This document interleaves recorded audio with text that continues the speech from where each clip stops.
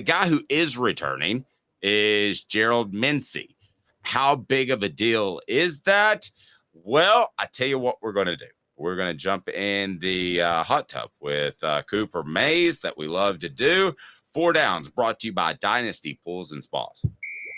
4 Downs brought to you by Dynasty Spas, the most comfortable spas made in the United States of America, right here in East Tennessee. Drop in for the all-new showroom in Athens. Dynasty Spas, perfect for all 4 seasons. 4 Downs, presented by Off the Hook Sports. All 4 seasons, all 4 downs. We jump in the hot tub with Coop. Coop, what do people need to do? Cooper Mays here. Hit like and subscribe. All right. And which down? Coop here. First down. Gerald Mincey returning. Big deal, kind of a big deal, huge deal. What are you taking? I'm actually going to say big deal, but also, I'm not trying to be disrespectful to Gerald Mincey, but also not surprising. I mean, did Gerald Mincey really did anybody really think Gerald Mincey was going to be able to test the NFL draft waters, guys? So no. I'm going to say big deal, but not surprising. No, agree with you on that. I think that I will rarely turn down depth on the offensive line. Like some of these guys at the defensive in the defensive backfield, I might say, hey, why don't you cruise along? It's not the end of the world, and that's fine. But you're not going to turn down depth in the offensive line. So second down, Coop. Cooper Mays here. Second down.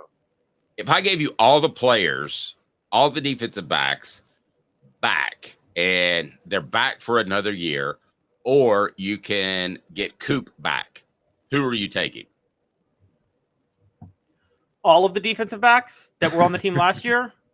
No. Okay. Just the ones in the transfer portal, not the ones that ran out of eligibility. Oh, I would take Coop over every single one that entered the portal. Coop by himself. Combined. So you get every single one of them. You get 5. I would do. It sounds stupid, but you get 5 or 6 dudes versus Coop. I'm taking Coop. And I don't really if you tell me that Matthews and Gibson are entering the portal, then I start to think, because I think a lot of Tennessee's future is based on what those 2 guys are going to blossom into as cornerbacks. I totally agree with that. Okay, so what down, Coop? Tennessee center Cooper Mays here. Third down. All right. Realistically, who would be the worst person that could possibly leave Tennessee? I say realistically, so I'm ruling out the Nicos of the world. I'm ruling out some of the guys that we know are going to be back because it's the right move for them. So let me rephrase it. Who are you most concerned about that we haven't mentioned yet that just could be out there floating that could end up in the transfer portal or going to the NFL? Okay, well, I am actually going to disqualify Cooper Mays from this discussion because I think he's such an obvious number one. Oh, right. So sorry, I meant to do that. My bad. Yeah, I'm going to make it tricky because Cooper Mays is just so obvious. Right. So Cooper Mays notwithstanding, it's a tie to me between Omari Thomas and Javontez Spraggins. And I don't know who I'd rather have back between those 2. And it largely depends on what Tennessee does in the portal, but it's one of those 2. Right. Okay, I can roll that. The good news is Spraggins announced late Monday night that he would be back. I thought it was Spraggins too. Did? No, Mincey announced it. Let me see here. I missed that. Did Spraggins announce? Oh, that was Mincey. Excuse me. I misspoke. I have a bad habit of getting those 2 guys confused. All right. So, Spraggins definitely. But I get the feeling from the get that Spraggins is going to be back. I guess I'm just waiting for an announcement. I've heard that he is going to be back. I think that's just a matter of time. My bad for the misspeak. What down, Coop? All SEC center Cooper Mays here. Fourth down. All right, so 4th down. As far as let's get back to Mincey, that's what this was about. What kind of an impact does he have next year? He is a starter every week. He is a starter sometimes because of injury, or he's just a contributor whenever he can get on the field. Hit like and subscribe, please.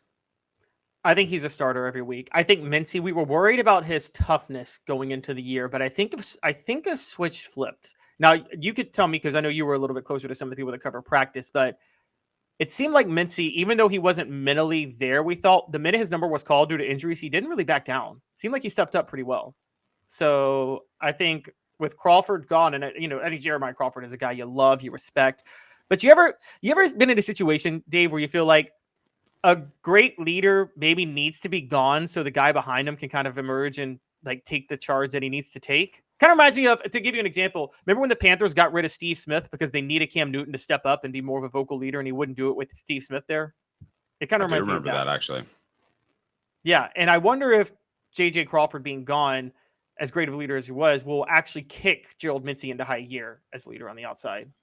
Okay, I'm going to add it down because I want to ask you about the perception. You and I know about these guys, but when it reads in Baton Rouge or Austin, Texas, now an SEC team, essentially in about 3 weeks, or Norman, Oklahoma, or Gainesville, it reads as mass defections, everybody's leaving.